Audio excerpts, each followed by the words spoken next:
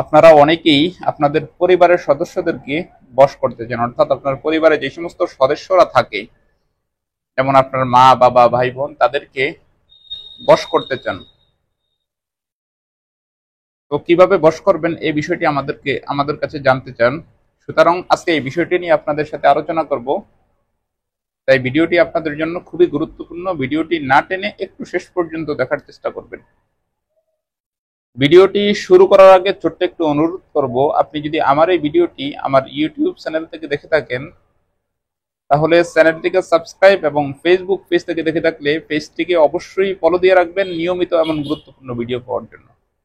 চলুন এ বিষয়ে আর কথা না বাড়িয়ে ভিডিওর মেইন আলোচনায় আসতে পারি। দর্শক, অনেক সময় আমরা আমাদের পরিবারের সদস্যদেরকে নিজেদের প্রেমে বশ করতে চাই। দেখা যায় আমি এমন কিছু অপরাধ করছি যে কারণে আমার পরিবারের সদস্যরা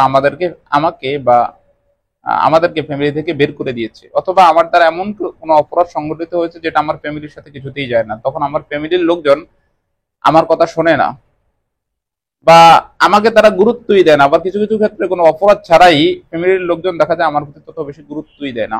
তো এমত অবস্থায় অনেকেই আপনারা আসেন যে আপনাদের ফ্যামিলির সদস্যদেরকে বশ করতে আপনাদের প্রেমে, তারা যেন আপনাদের কথা শোনে এক কথায়, বা আপনার গুরুত্বটা তাদের মনে যেন বসে। এই বিষয়টি নিয়ে যারা আসেন তাদেরকে বলবো যে আজকের ভিডিওতে আমি যে নিয়ম প্রসেস গুলো বলবো, এই নিয়ম প্রসেস সহকারে যদি আপনি এই আমলটি করতে পারেন, অর্থাৎ যে তদবিরটি আজকে আমি আপনাকে দিব, এই তদবিরটি যদি নিয়ম প্রসেস সহকারে করতে পারেন, তাহলে আপনার পরিবারের সদস্যরা সবাই আপনার প্রেমে হাবুডুবু খেতে বাধ্য। অর্থাৎ আপনি যেভাবে চান তারা আপনার মতো চলতে বাধ্য। তবে নিয়ম প্রসেসটি হুবাহু যেভাবে বলবো ওভাবে আপনি মেনে চলতে হবে। আপনি আল্লাহর কালামের একটি আয়াত পাঠ করতে হবে। আয়াতটি হচ্ছে, আমি সুন্দর করে বলতেছি, আপনারা মনোযোগ দিয়ে শুনুন।